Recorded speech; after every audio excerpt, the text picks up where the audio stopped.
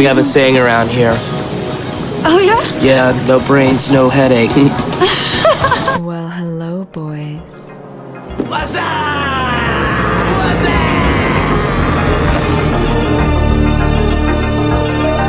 Damn, son, where'd you find this?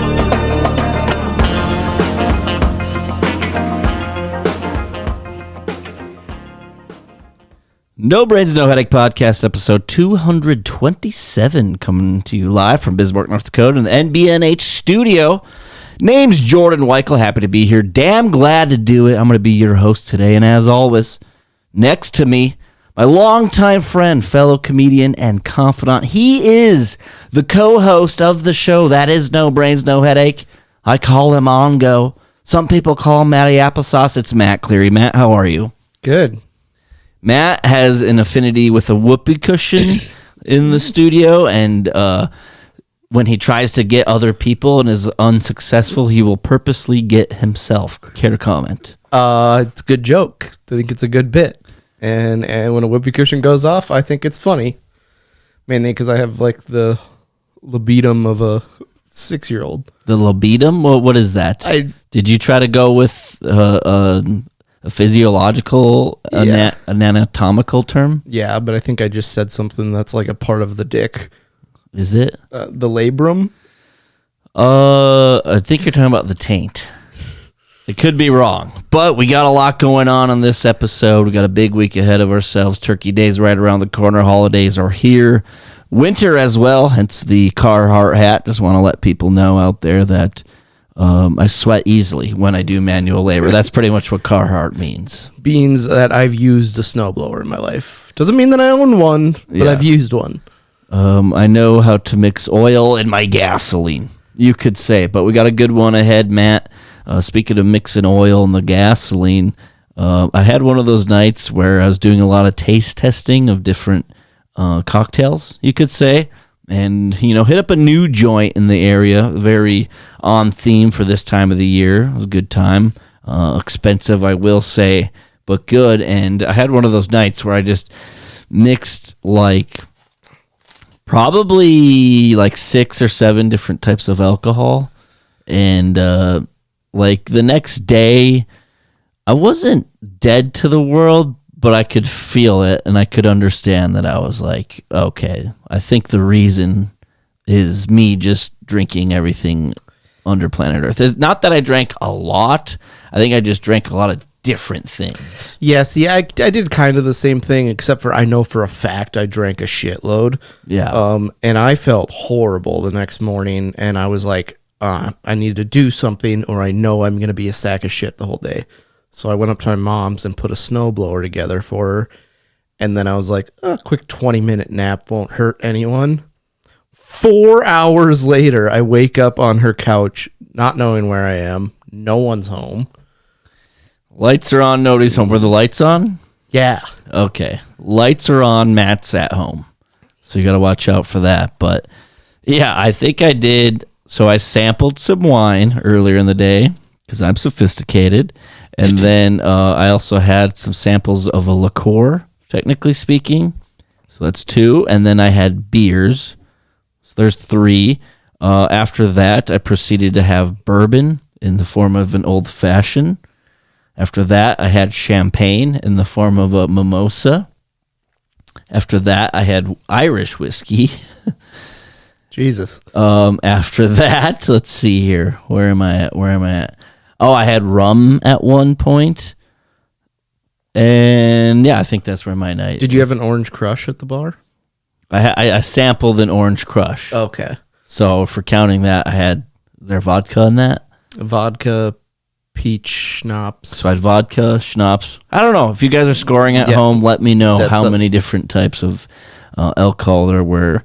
Let's see. I did have rum at one point, like I mentioned. A lot of fancy drinks, but it was nice because I bought the round, and then everybody else bought a round to even it out, and it wasn't like I bought the round at the expensive bar, and then we go to like the cheap dive bar where everything's $3, and then they get the round. It was a nice even keeled evening, so I enjoyed that. I love the dive bars where it's like everything, no matter what you get's $3, where you're like, oh, actually, can I make that a double? Yeah, it's the same price. Or that's their whole advertising scheme is like, oh, Busch Lights are $3 tonight. And they say that as if tonight, right now, right where you sit at this moment is the only time you can get it for $3. No, in fact, always $3. Yep. It's a great scheme to have. And you got to commend them for it. So that was my kind of my weekend, pretty much. That's what took up my time. So after I got annihilated on Friday night, I was like, I'm going to take some time off drinking. And then yesterday you were like, hey, do you want to go to stadium and watch football? And I just completely forgot that I was going to take time off drinking. Yeah, but the funny thing is I actually wasn't drinking, and then they brought you a beer and you left.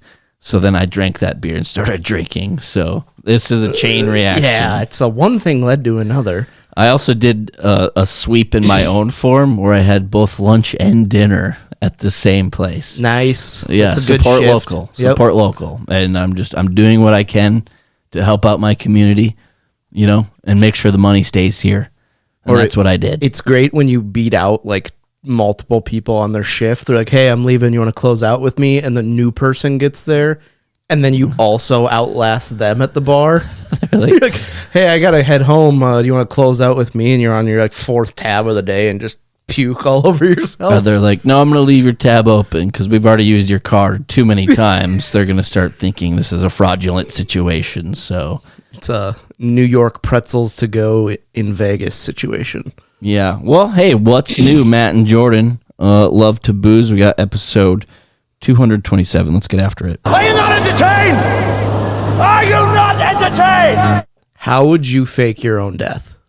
That's a really good question. I guess I never really thought about that, and you put me on the spot like this. I can tell you the story of what happened because I thought it was impossible nowadays. A man in Wisconsin did it, and for the last 6 months, his family just thought he was dead.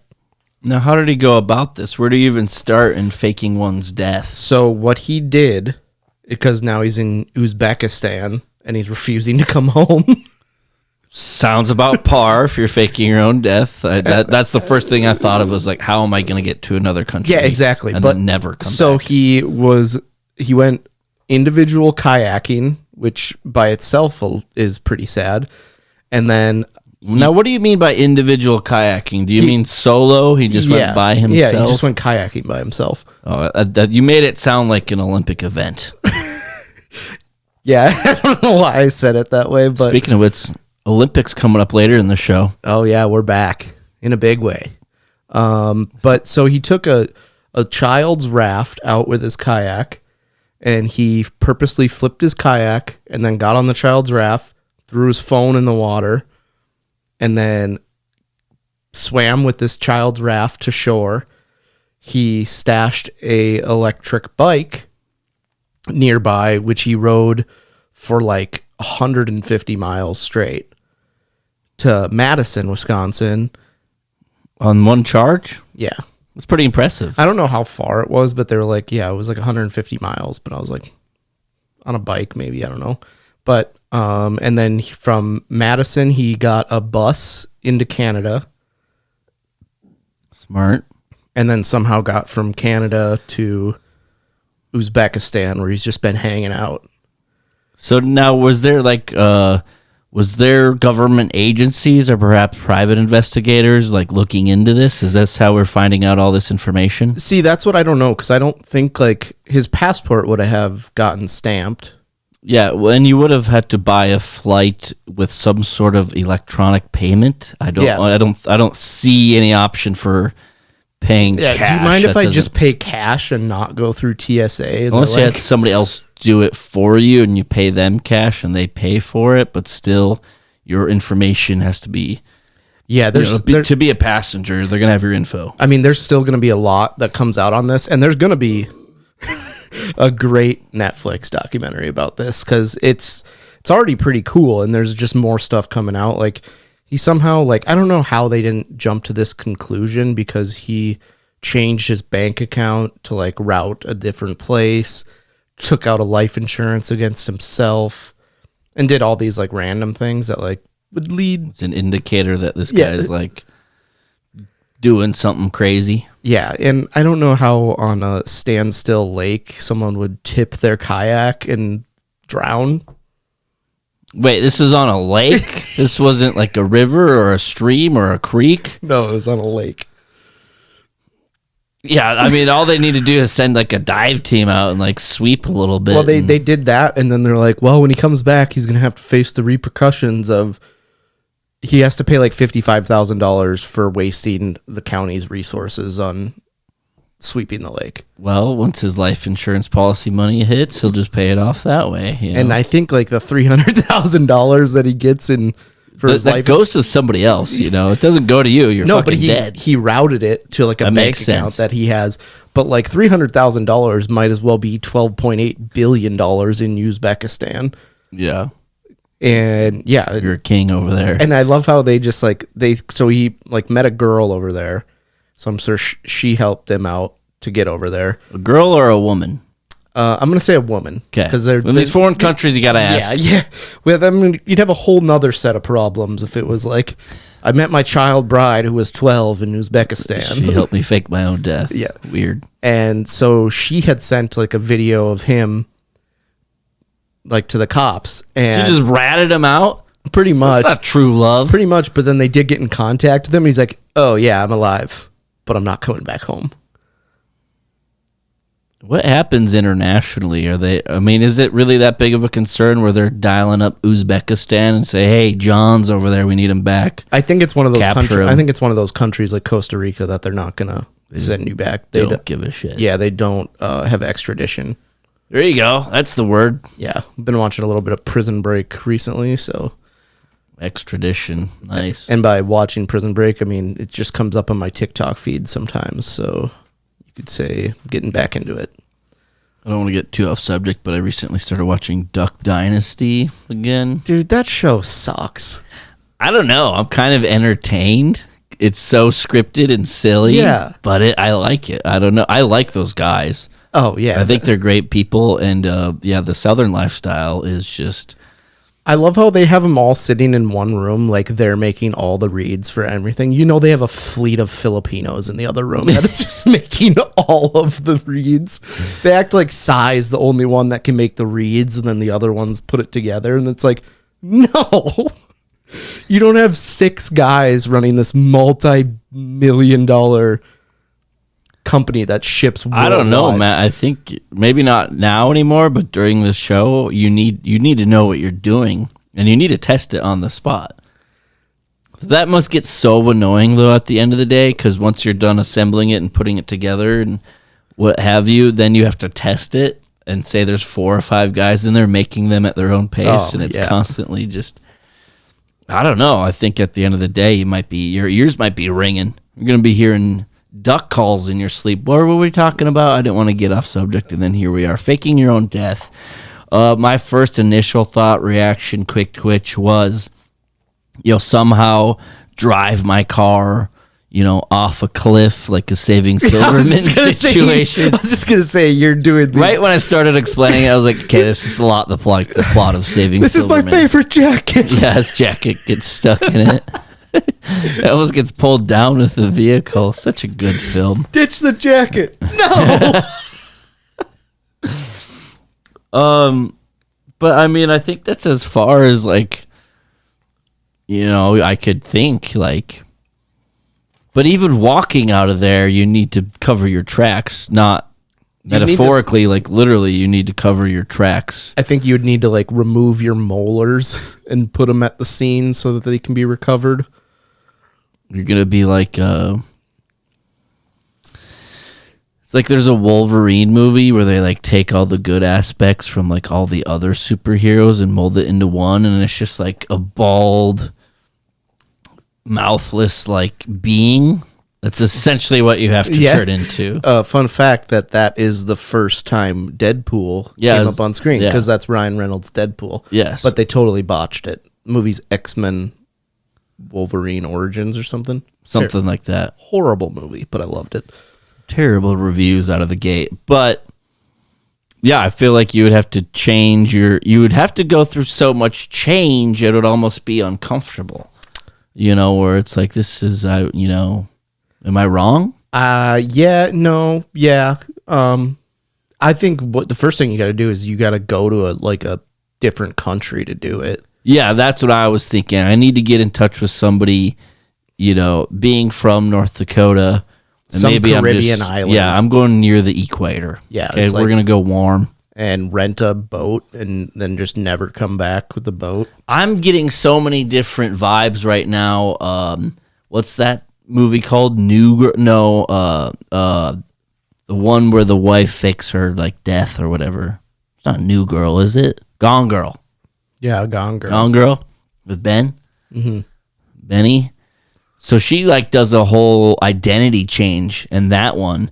But then I'm also getting a little bit of Shawshank Redemption, a Red and Andy Dufresne situation. Andy Dufresne. Because I'm thinking long term, if I get down there to, let's just say, Jamaica, let's just say, I got to find a job just as like a boat mechanic. Don't know a whole lot about It's aquatic like, yeah, vessels. I run a scuba shop and you just know nothing about scuba. Yes. So I don't know how I would get there. There's so many nuances to have to go into it.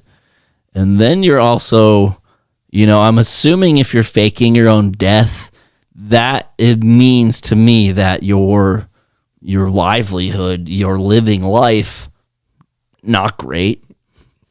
I mean, if you're faking your own death but you love your family, it's like, okay, well. Well, clearly And this, what happens if you do get caught? Like, say you tried it and you just did a terrible job and they, like, busted you for a speeding ticket and, like, found you in Florida or something? Like, are they like, okay, you are an idiot? Like, do you go to jail? you have to pay That back. fraud? Yeah, Death fraud? yeah, that's some sort of fraud. But I know that, like, this guy has a wife and 3 kids and, like, seemingly good job. So they were like, Not anymore. what do you do? I Be hate like, to break it to you. Well, we cashed it on the Can I death. come see the kids once every 2 years on Yeah. Christmas? Yeah. I can come over to Uzbekistan and stay with my mail-order teenage wife and Imagine die. sends the kids over to Uzbekistan and only 2 come back. You're like, damn it.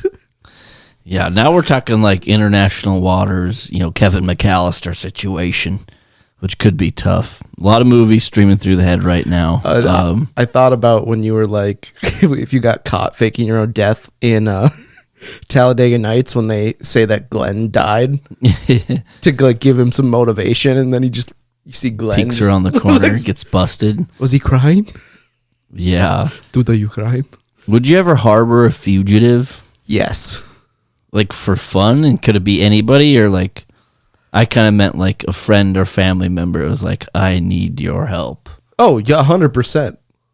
You would get caught immediately, Oh, probably, but like. and then you're in jail. I don't know. I don't think anyone really checks on me. Like that one time I won a bunch of money in Vegas. So then on paper, I didn't spend any money for 8 months because I just spent cash. Remember, that was a team effort. You still owe me and Denko Andy some of that. So Oh, that was funny going around the room the next morning. How much you win? Lost 800.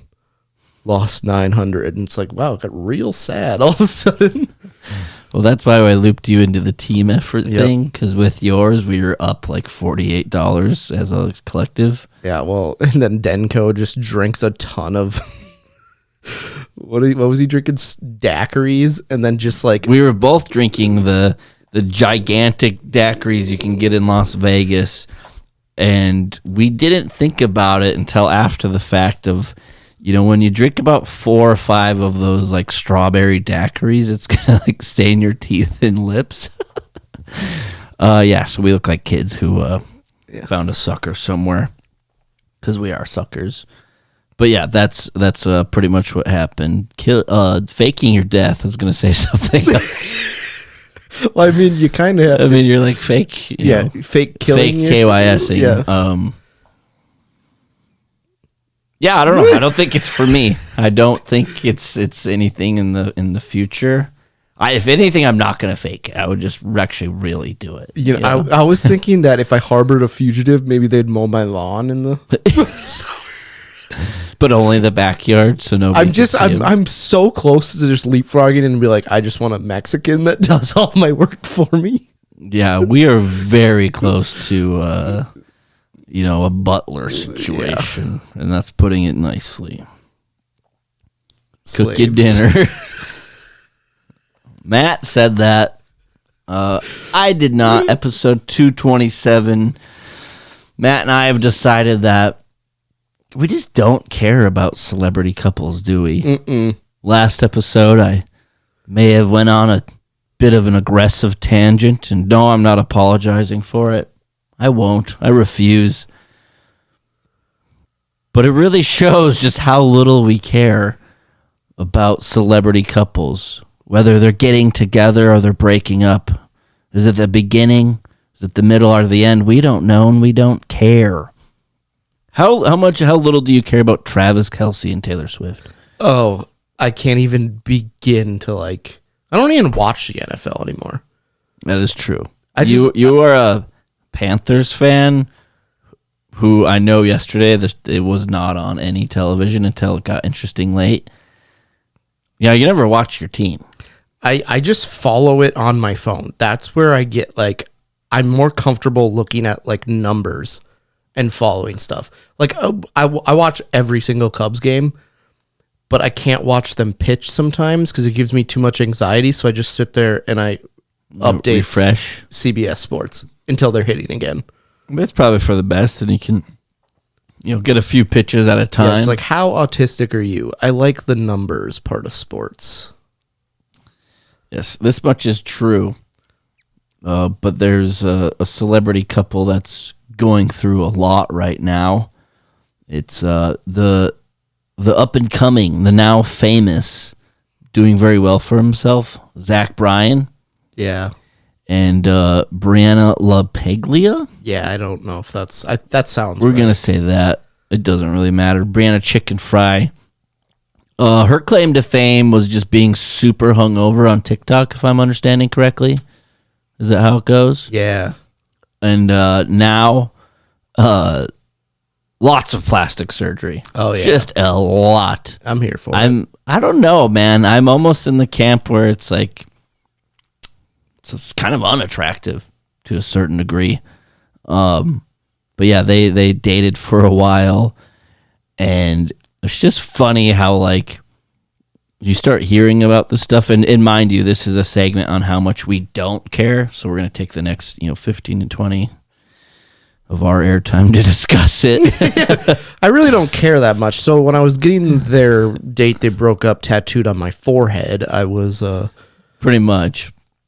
I just think it's interesting because when people are in such a place of fame and fortune, I understand they're still humans and have emotions, but they act like some things are just the worst thing in the world, and it's I don't think it's that bad.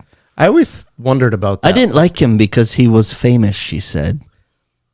Oh, really? Yeah. Oh, you don't say. You didn't know that going into it, how he's rising in fame? I would bet that over 80% of celebrities at one point marry another celebrity. Which is fine. Unless you're Madison Bumgarner and marry your slump buster. That's a tough break.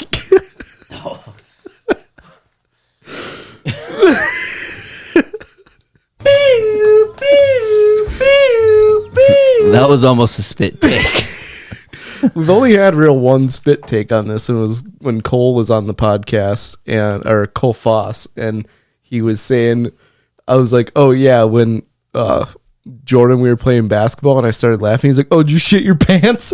Right as I'm drinking a lime White Claw, and it just nearly came out. Spit takes, you gotta watch out for him. Where were we? Madison Bumgarner's slump buster. She probably gives a hell of a rinse. So yeah, these celebrity couples, Chicken Fry and Brian. Yeah, they ended up breaking up, and she was on her Barstool podcast saying how one of the things she didn't like about him was his fame. And I just, for me, that doesn't make any sense. Because, I mean, he was already a certain point of famous, and yes, he did grow a lot in their time that they were dating. I don't have any exact dates in front of me because, like I said, we don't care. Can we just say the fact that celebrity couples, this one in particular, always go way too fast with stuff. Like they'd been dating like 8 months and had like a house, multiple he bought pets. her a house. They had multiple pets together. No, he not only bought her a house, he bought her like a compound, like a ranch almost. Yeah. For her whole family to live. Yeah, that I would say that's a little too much. Yeah. That's a little too aggressive. That's a little too fast. No matter how in love you are. And the normal people would be like, I've been together 3 years, thinking we should move in together. Going on our first vacation together. Yeah, we're just like, thinking about you meet my parents. Been dating for 4.5 years, and just last week I took a dump at her house for the first time. Dude, that's when you know she's the one. If you'll just blow up her bathroom. No remorse. Yeah, paper thin walls and just like a teeny studio apartment. And you're just kicking your legs trying to get it all out. Yeah, that's how you really know it's the one. So I don't think celebrity couples, that might be one thing too. Their houses are too big so they can poop in. Yeah, they can comfort. have their own little privacy, and really what manufactures growth and love and compassion is paper thin walls. Reminded me. I can't speak. So it's like 2 weeks ago, we were hanging out at Bernie Mac's house, and I'm like, I have to shit. So I went upstairs, thinking I'm like, oh yeah, everyone's downstairs. I come out and everyone's coming upstairs. Like, oh, time to eat. And I was like, oh God. Wow. Yeah, it was a tough one for me. That is a tough break. So yeah, they have this, you know, he buys her all of these things, and you know, she's going on tour with him, and I don't know, there was some contention, you know, prior to that, and I really only know this just because I do follow a lot of like Barstool things, I guess you could say. You know, I am a fan, I will admit it. A lot of entertaining stuff coming out there, so that just kind of gets mixed into it. But the most bizarre thing, Matt, that you're probably aware of, maybe, may not, in case you don't know. So they break up, right? And, you know, in your relationship, you get really close with somebody. You see a lot of things. You know everything about them. You tell them your deepest, darkest secrets because you like them. You know, you won't blow up her toilet, but you tell her about the time you got gonorrhea. It's a little bit weird anyway. Dynamic is shuffled out there. And, you know, the time you got, you know, poison ivy on your ball sack, and it's just like, okay, what's going on here? Classic How I Met Your Mother story. Same thing as gonorrhea, essentially, but but she knows all these things about him, and you know, he wants to keep it private, so he offers her a $12 million. It was started at 5, I believe, but it got up to $12 million non-disclosure agreement, NDA, which essentially says, you know, this person can't speak of, you know, what happened between us. And she's a media personality. She's a public figure. She works for one of the most popular, you know, media brands in the world. She makes her cake on like posting videos and pictures and recording podcasts. Similar to, you know, what we do over here at NBNH land. Yeah. What are you doing? You get offered a cool 12 mil? If you offer me $12 to not talk about something, I'm taking it. I once told Matt that I would legally change my name for $14. So I think Matt and then Jordan was like, no, I didn't say that. But he wrote it down in a text message, so I just looked it up. Yeah, there's text proof out there. If you really dig deep, you can find it. I would take the money immediately. Like, I don't even know if there's anything like that I know that could be like, well, you can't say this. We'll pay you $1,500, and I'd be like, sure. If you got if that happened, so I'm for dating whatever Zach reason, Bryan. Yeah, you are giving him a rinse every night. If you got a $12 million NDA, Matt, I would think that at that point the podcast is essentially over, because it's like, well, what are we supposed to talk about? I'd be like, all right, give me like a cool, like, you know, $1 to $2 mil. You can keep the rest, and we'll just, you know, That's like Logan Paul would go on people's podcasts and he's like, all right, the one rule is you can't bring up the fact that he got canceled for filming the Suicide Forest in Japan. And this one podcast he went on, Logan immediately brought up the guy's divorce. And he's like, well, we don't have to go into that. And I could start talking about some forest you filmed. And he's like, okie dokie then. So they were just playing like, Oh, they were both just like firing pot shots at each other about what not to talk about.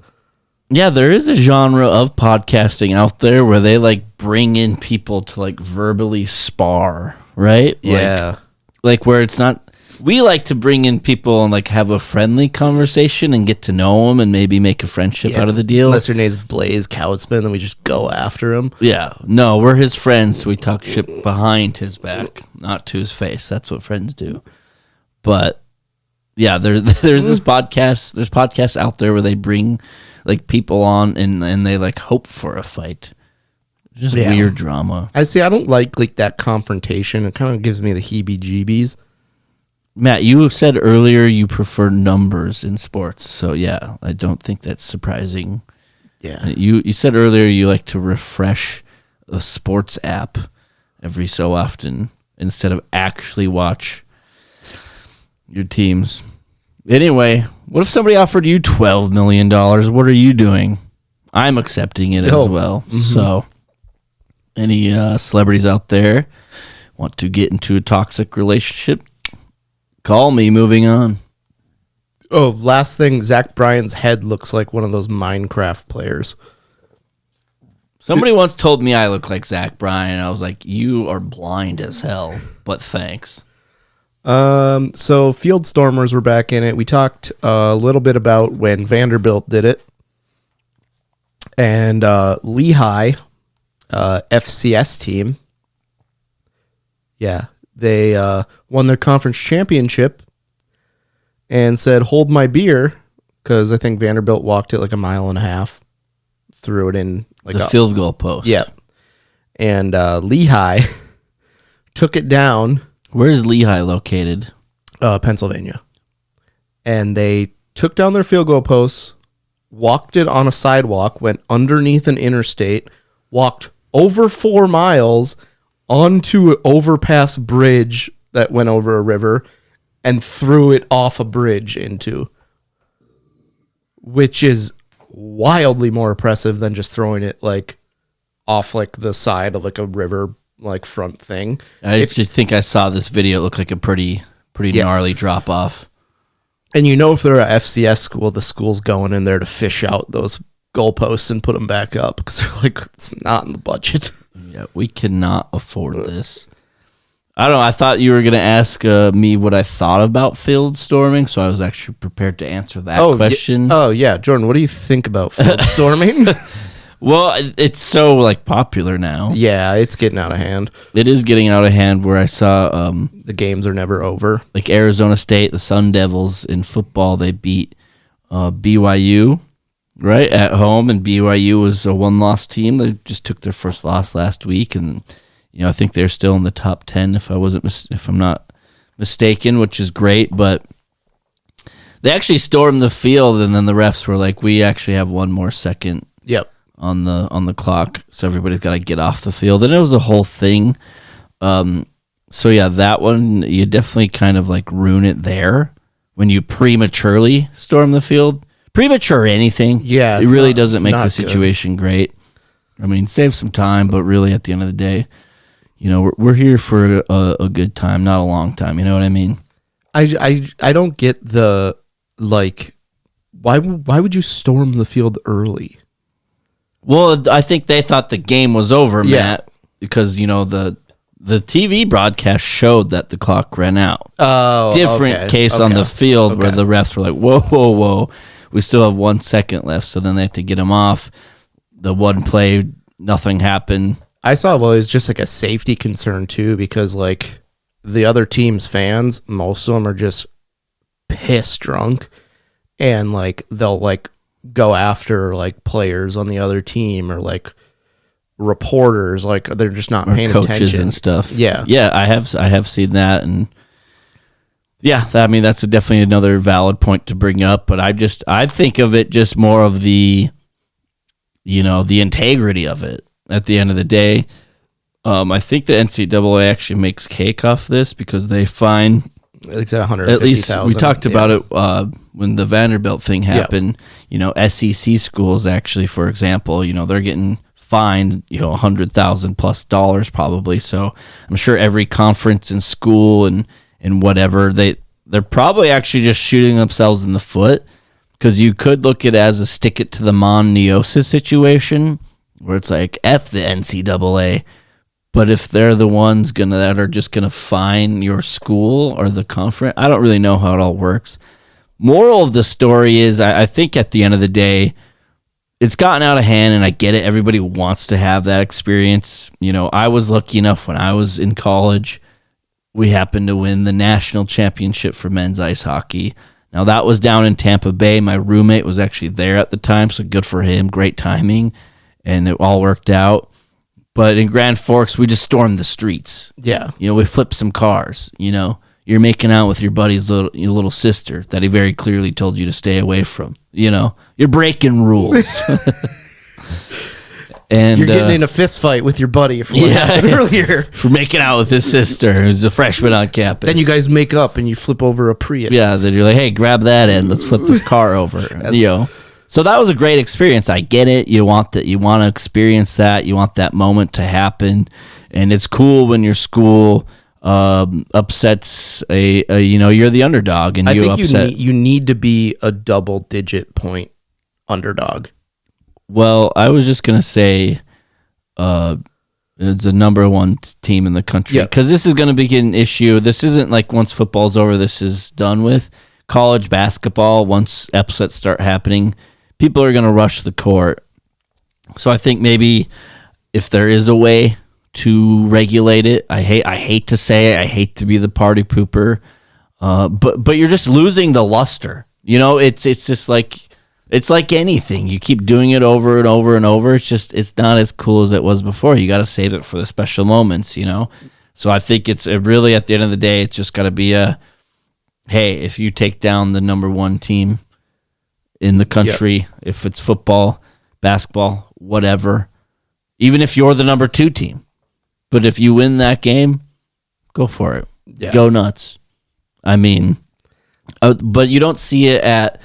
Do you see it at the national championship level? I guess I can't remember. No, it's because they're in the big stadiums. Yeah, because people that go to the games there are like, I would bet half the fans are not fans of either team. They just want to go to the national championship. Go check it out, and then it's maybe not as many students as it is like alumni. Unless your like parents are rich, they give like tickets to the band, I think. And then, like, maybe allocate some tickets for students, but I doubt the NCAA would do that. I don't want to be a party pooper, guys. Okay, I don't mean to say, hey, let's stop the field storming, court storming. I think it's great. They make it too easy to get onto the field. It's like, here's a 5-foot wall. How about make it like a 20-foot wall so that when people try to do it, you'll at least get a funny clip out of it, of like someone just hurling their body over the side. Yeah, I don't know. Maybe there's got to be we got to come up with a creative solution for this. Maybe football stadiums, and this is just a football solution, but you know what? Maybe you have like a practice facility out on the outside of the stadium, and you're like, hey, if we win this game, you guys can tear those field goal posts down, and no problem. Both of them. Free beer, too. Yeah. And hot dogs. I want hot dogs. Bunch of hot dogs out there. Just like, oh, we might actually beat the team. Get the grill going. Yeah, like they upset them and the stadium is just empty because everybody gets out of there. Someone's already eating hot dogs over there. I was going to say on a less practical note, so in order... None of this is practical. Oh, yeah. To get people to stop going on the field, you surround the field with a bunch of marbles so that they slip. I was thinking electric fence, maybe both. Yeah, marbles that you slide into an electric fence. And I know we've been quoting a lot of movies this episode because that's just kind of how we operate. So essentially, 95%. Are we just doing like a Home Alone thing just around the playing surface? All right, you get a bunch of paint cans tied to strings, and when someone tries to go on the field, you slug them with it. Have you seen the Family Guy episode? If it was like, if Home Alone was real, and he's like, "Hey guys, come up the stairs," and the robber just shoots him in the head. Yeah. Yes, I could see that already. But yeah, maybe we are getting into the holiday season. Maybe it's like okay, yep, I got it. Okay, yep, obstacle course, kind of like we're saying a little bit. They just bring. And in a if bunch you of get through, then you deserve to get on. But it's like a heavyweight situation. Another movie drop. There's trivia. There's a go-kart race. There's a potato sack race. Let's see. If you have to shave a balloon without popping it. You're allowed to storm the field. You just got to get in a potato sack. So just no one's hopping around all out there. Yes. I mean, they'd have to make the stadiums remarkably bigger to figure out how to get all these items in there, but I'm off. But this is entertainment on top of entertainment. So I'm going to say our most realistic ideas we've had so far is give people free beer and hot dogs outside the stadium and put together a bunch of marbles with an electric fence around the I mean, the only other option is like, having so much security that they're like doing a Hands Across America situation where they're they're just playing Red Rover. Yeah. Linked arms. I don't know if there's a solution. Oh, that's good. If you storm the field, you have to pay other people's taxes. Now we're talking. Now we're cooking with peanut oil. I do love that there's always like one guy that gets arrested. Yeah. And like he's handcuffed and like getting drug out of there. There's 40,000 other people like, what did you do to get that? Yeah, but that's tough. Field storming, what's your policy on it? We don't like it. All right, Matt. We haven't done this in a while. Let's try out some jokes. And I hate to break it to our listeners, but we just kind of needed to fill some time here. Yeah. So thank you guys so much for being with us. Episode 227. Why don't you go ahead? I have a problem with the movie Glory Road. He gives a speech about saying, I'm only going to play the black players tonight to make a statement, but in reality, the black players were the only good players on the team. This is true. You think he's going to start Dick Myers or Jerry Armstrong? Yeah, those are real players on the team. No. He's going to start Bobby Joe Hill. Is Caitlyn Jenner getting hotter, or is it just me? Probably just you. Okay. I've never seen my mom more disappointed than when I walked into a bar and they already knew my drink order. I like being on a first name basis. That was the best. Beginner's luck doesn't exist in sex. It's like, wow, you fuck so good. Beginner's luck? Think again, pal. Where'd you learn that move at? The internet? Have you ever played the penis game? Yes. It's also the reason I'm not allowed in the Dickinson Public Library anymore. Did you win? Yes. Nice. I love modern content creators where they're like, we're going to throw a dart at a map and go camping there. Some people call that creative, but I call that trespassing. Criminal trespassing at that. I want to get some weird stuff at my funeral so that no one will ever forget me. I've been to a lot of funerals and I couldn't tell you all of them, but if someone had a nacho bar at their burial, I'd remember that guy. I'll be sure to get one when you fake your own death, and then you can dress up as a disguise and enjoy your own dead nacho bar. I got you. I work in the adult film industry, and I've been known as, my title is the casting couch director. And when I tell people this, it's always, they ask, like, oh wow, so you're the one who picks out all the porn stars? And it's like, no, I actually pick out the couch. I'm the one who looks at the couch. It's a lot. So you just lot higher than you think. You're just a furniture salesman. A lot of Facebook Marketplace and Lysol. Do you ever play Monopoly with someone that's so bad at it that they have a shitty credit score? Yeah.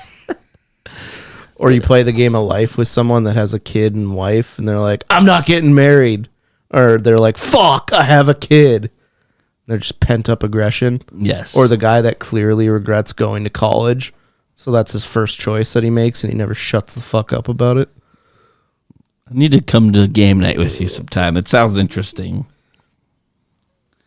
Americans saying fuck you to having the driver's side on the right side. It's like we are changing it from England, from Britain, except for our mail service. It just doesn't make any sense to me. There's still some to work there, but I was talking to this girl and I did something and she was like, dude, that's total Capricorn energy. And I was like, what the fuck did you just say to me? And I was like, you dumb bitch. How would me being born in a certain part of the year have anything to do with how I act? And that was the last time I talked to my mom. I drew a nice warm bubble bath for my lady before she got home from a long day of work, but she didn't like it because it was a sink full of dirty dishes. And on that note, I came up with an invention. It's a bath bomb, but it's just a toaster. There's bath bombs that are shaped like little toasters. They should. You got any more? I once went tubing on the Apple River in Wisconsin, and they closed it down. And me and my cousins really wanted to go on it, and we were being a little unruly. So a cop came up, and he's like, "Guys, look, a guy lost his phone, and he freaked out, and he stabbed 5 people." And my cousin asked if the dude found his phone. I was not paying attention. I apologize. Is Caitlyn Jenner getting hotter, or is it just me? Oh, wait, I already said that. Jokes? All right, that's our joke portion. Thanks for sticking around for that. Sometimes, we just got to work them out. Let us know what you like, don't like. But without further ado, I think it's time that we get into the Olympics this week. The Olympics is back in a big way. Matt, why don't you explain our ranking game to our listeners in case it's been a while and they're new to the show? So Olympics is a ranking game we play where we play the Olympics of a certain event, and we're doing Certain topic. Olympics of Thanksgiving this week. So that's where we each get a draft, a gold, silver, bronze, lost in the medal round. You can even disqualify something at the end if you'd like. We go back and forth, and this week's topics is the Olympics of Thanksgiving. And stipulation, it's not just food, it's anything about Thanksgiving. Rules state that Matt and I can't have the same answer, so we're going to have to come up with some stuff on our own. And it's open for interpretation as well, so keep that in mind.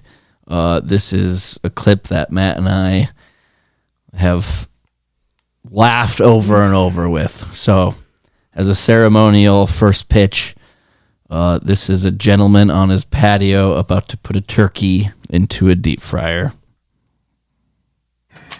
All right.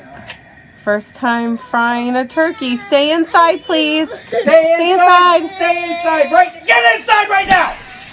Oh my God. And That's everyone's dad, everyone's parents, like, stay inside. They start real nice, and then it just snowballs. well, it's like right as they're putting the turkey into a deep fryer, which is like can get super dangerous. Like it's just wild. I had another one. God, where the fuck is it? Excuse my language. I'll give you the first pick. Olympics of Thanksgiving. I get the first pick. All right, I actually wrote some stuff down. I'm gonna go with. So I really want a nice, well-rounded podium. So with my gold medal pick on the Olympics of Thanksgiving, I'm gonna go with walks with your cousin. Now, in case you're unaware, this is just code for go smoke marijuana with your relatives. But what this is going to do, this is going to allow you, to deal with your family at a large capacity. Thanksgiving, the holidays, they can be overwhelming. And I think I have some other stuff later on that will help, make this point. But sometimes it can be a lot, and you got to relax a little bit. You got to take the edge off. You eat so much food, maybe the beers aren't going down so well, or maybe you're just so hungover because Thanksgiving Eve is like the biggest party day in America. Maybe one of those two factors. But it's going to allow you to relax, deal with them, and then it's also going to set a nice base and prime up your appetite for optimal results, which I think is huge. Nothing better than a lot of food and drink that goes into the day. I don't want to say too much, but the walk with your cousin doesn't always work here in North Dakota because I hate to speak of weather, but this year we're looking at a high of 19 degrees. Ooh. So it's going to be a little bit nippy out there. Might want to make it a quick one. Yeah, I was gonna say the only downfall to walks with your cousin is when more than one person wants to come along. When you got an uncle be like, "Yeah, I'll stretch my legs," and you're like, "Fuck." Yeah. Well, no, you got to do it in code. It's almost like text them even though they're sitting across the way from you. Or that can always be fun because it's like, okay, I don't care if our wacky uncle or weird aunt is coming. We're just going to reveal to her that, we are doing recreational things. I'm going to go with my gold medal pick, and I'm going to go with naps. Thanksgiving naps are an all-timer because you can either take one when you show up and you're super hungover, or you can eat a bunch of food and then take one. It's ideal nap situation. I'm going to say most people probably take that second one because not everybody displays the drinking habits of those hosts of No Brains, No Headaches. Yeah, it's a tough one. When you're taking multiple naps on Thanksgiving, maybe take a good look into your life. I don't know. I mean, I get it. You're full, the chemical from the turkey, yada, yada, yada. Tryptophan. Sure. That's what everybody says. But me personally, I'm not a big, I don't usually nap on Thanksgiving. It's a little too crowded with my family, a lot of relatives around. And, I'm personally not huge on the napping. So your gold medal pick was essentially just sleeping? Yeah. Well, yours was smoking weed, so. Yeah. No, but it makes it a lot better. Yeah. At least you're conscious. Yeah. Open for interpretation. Fuck off. Exactly. Well, I got to give you a hard time, man. I can't just let you breeze by. All right. Going on to the silver medal round, Olympics of Thanksgiving, NBNH, episode 227. Thank God. I had the wrong number there. I'm going to get into a food item here. And the reason I choose this particular one is because I think it brings everything together at Thanksgiving. Everybody is having turkey, in some capacity. And so my gold medal pick is gravy. Damn it. Yeah. That's the 1-1 food pick. You need to have if you don't have the gravy, it's going to be weird. It's going to be awkward. You're not going to feel fulfilled afterwards. So you need the gravy, obviously with the turkey, but it's just so good just to spread over everything. Yep. We shouldn't have done this because I'm actually coming off a fast right now. I'm about 20 hours into a fast, and my mouth is watering. All right. So gravy, silver medal pick. I knew I had to get it high on the podium because I knew you were gunning for it. What's your pick? That was actually the first thing I wrote down of anything was gravy was my 1-1. I should have taken it. I thought you were gonna go with naps for some reason. My silver medal, I'm gonna go with football. Okay. I do love football on Thanksgiving because nothing beats napping through that Bears-Lions game. I like that. I like that pick because next on mine, I won't use it. I'll count it as yours. Mine was the ability to bet on multiple football games because it's not a normal Thursday where there's just that like terrible NFC North or AFC North matchup. You got the Jacksonville Jaguars taking on the Cardinals. Although I will say, this past week on Thursday Night Football, the Steelers took on the Browns in Cleveland. And it was a snow game, and it was a sight to see. It actually it was really pretty, and it was, that's football. So just a quick side note on that. But yes, You got the early game, the afternoon game, the night game. It's cool. You can do like a daily fantasy thing and have a few options. Fantasy football, there's a lot of implications usually because there's just enough people playing. So, Matt, that's a really good pick, and I appreciate you for it. And I like how it starts a half hour earlier than normal. That's great. You don't have to, I find myself just anticipating. Do you guys eat at like a certain time? The Thanksgiving Day Weichel, my parents are nice enough to host it every year, so it's always been at their place. We used to do a thing where it was like, feel free to come over at noon because we're going to eat at like 2 and then we're going to eat at like 6 or 7. Yeah. Times have changed. Things have changed. So now it's more of just the one meal later in the day. But, you're welcome to come over early and hang out and watch some football, do whatever. So, yeah, we are now on the one meal plan, which is okay. That's fine. There's plenty to go around. So silver medal round there. My next one was naps, so you took it. Congrats. I guess I'm going to go with, for my bronze medal round here, I'm going to go with, I guess you could word it as feeling no shame. Yep. Because Thanksgiving is definitely that day of the year, one of very few holidays where it's just centered around food. It's centered around gorging yourself with more than what your stomach can handle. And you don't even have to feel bad about it. You said naps earlier. You can eat so much that you fall asleep on the recliner with 20 family members in the same room talking about nonsense. That's how much you can eat on Thanksgiving. And I like the no shame. You want to go back for seconds? You want to have multiple pieces of dessert? You want to shotgun beers in the basement and then quickly, vomit afterwards? You can do that.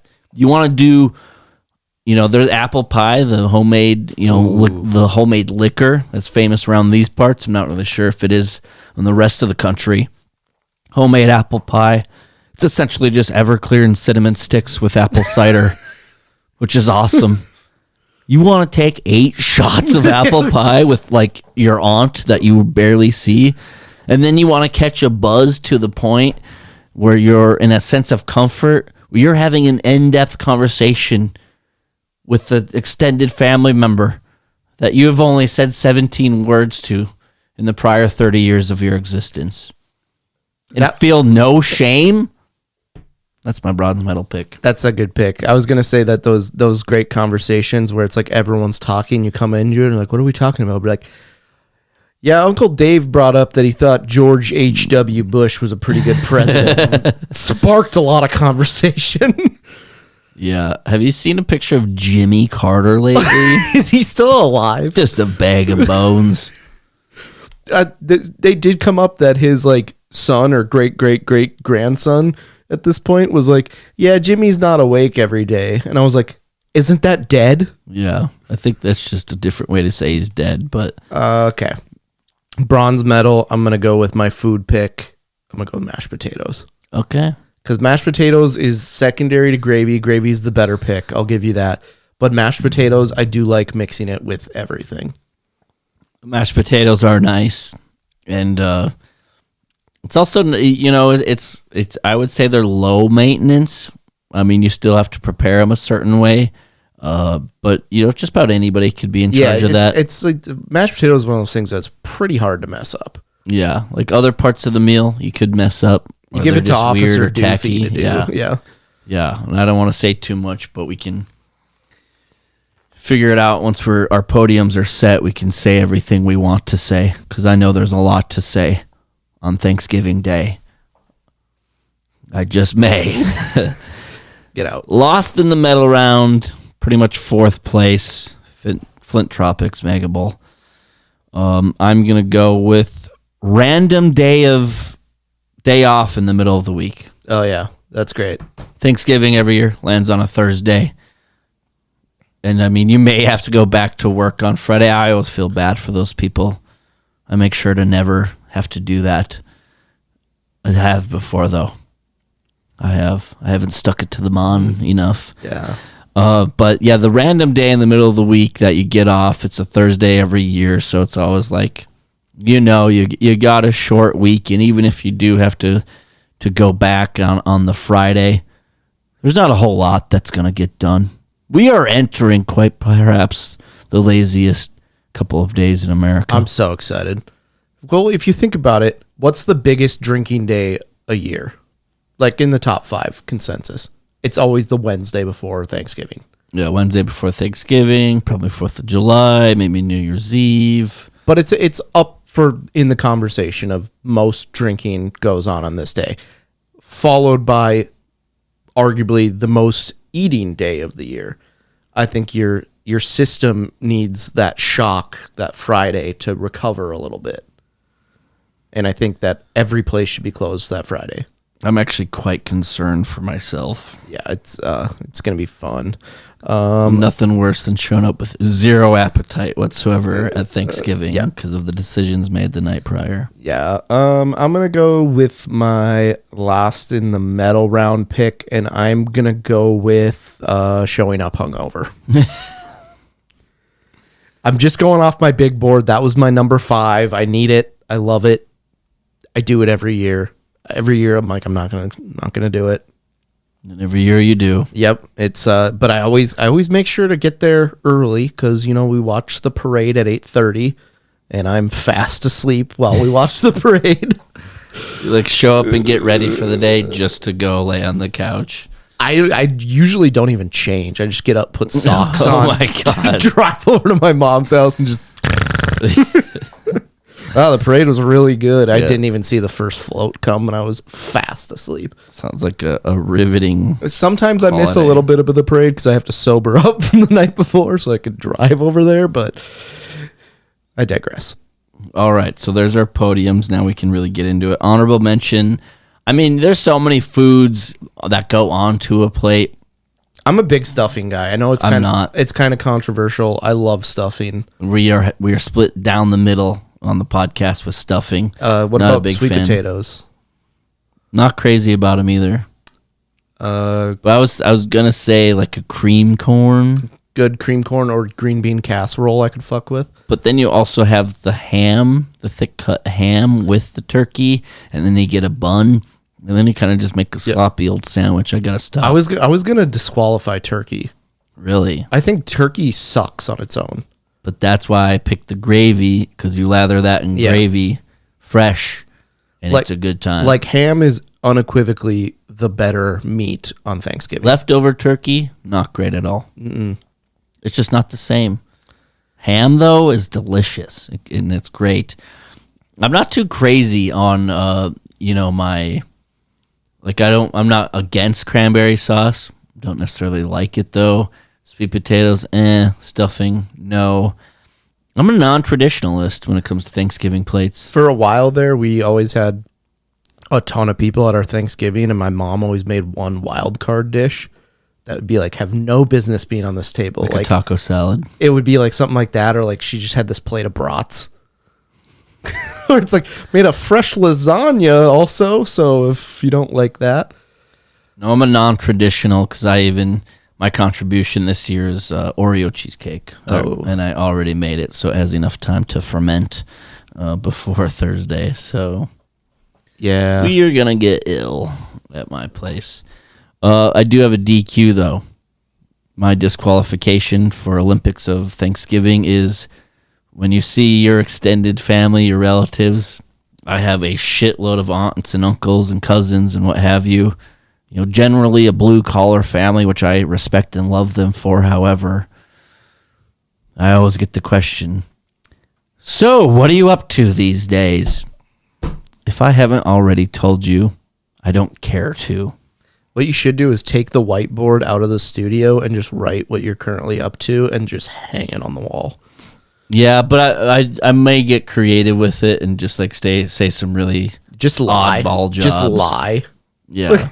Yeah, so it's the winter, so I'm not really that busy. But in the summer, I'm over in Africa doing safaris for rich white people. Yeah. It really pays the bills, so I do that, and I just hang out in the winter. Yeah, I recycle and harvest the roadkill for the Department of Transportation. That's a good one. Good part is I get most of the meat myself. Watch out for. Do you just like point to a dish over there and be like, now that's some good possum? I'm actually an apprentice plumber right now. And after today, I can tell you for free that toilet's going to need some of it. I'm the casting couch director for an adult film company. It is what it is.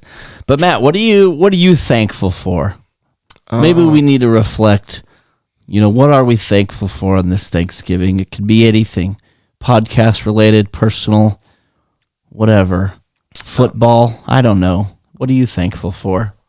I'm thankful for Diet Dr. Pepper. Yeah, you are. Even though we're cheating on it today. Yeah. This is a cherry cola, 0 sugar, and this is a 100% recycled bottle. Thank you. Yeah, you're welcome. I would honestly say like one thing I'm thankful for is like people. Wow. But like new people that I've met. Wow. And deep. Yeah. It's like new people that like the comedian dudes. Like I like those dudes. And gals. Can't be sexist. I don't really like the girl that much. Oh. Well, there's more than just one out there, man. You got to keep that in mind. But yeah, I would definitely agree. I'm definitely thankful for everybody who tunes in to No Brains, No Headache on a weekly basis. I tell you what, sometimes I have no idea, what we're doing. I have no idea what I'm doing. Even sometimes I don't even know what I'm saying, But you guys still gut it out with us, and that's what I'm thankful for. So yes, I'm thankful for all the guests we've had on the show. It's been awesome meeting new people, like you had mentioned. Thankful for all the comedians that have helped us out with shows, and any volunteers and people at the venues who have helped us out, communicated us, and paid us to come and be at their place. I appreciate that, and I'm thankful for that.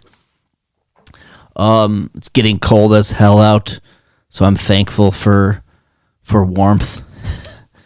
I'm thankful for a warm shower. Oh man! Every morning, I'm thankful for the wool socks I have on my feet right now. Thankful my brother bought a hot tub. Did he? Yeah. We got to go hit that up. Yeah. We definitely need to go hit that up. I'm very thankful to have my loving family. Sometimes it's interesting when hearing that, not everybody's family dynamic is the same as yours. When maybe things aren't great, maybe things just aren't as nuclear, I guess you could say would be the word.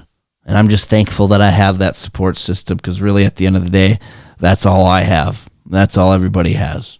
So I'm thankful for that. I'm thankful for our sense of humor. I really do. I like it when people tell me, man, you're funny. Or, man, that was funny. Or, you two are funny together. Or, I can see how you guys are comedians. Or, oh my gosh, you made me laugh. So I'm thankful for the ability to make people smile in the form of laughter. I'm thankful that they can, maybe just forget about, what's going on and their pain and suffering in their life for a little bit. Because you give them a little bit of relief, comedic relief, comic relief.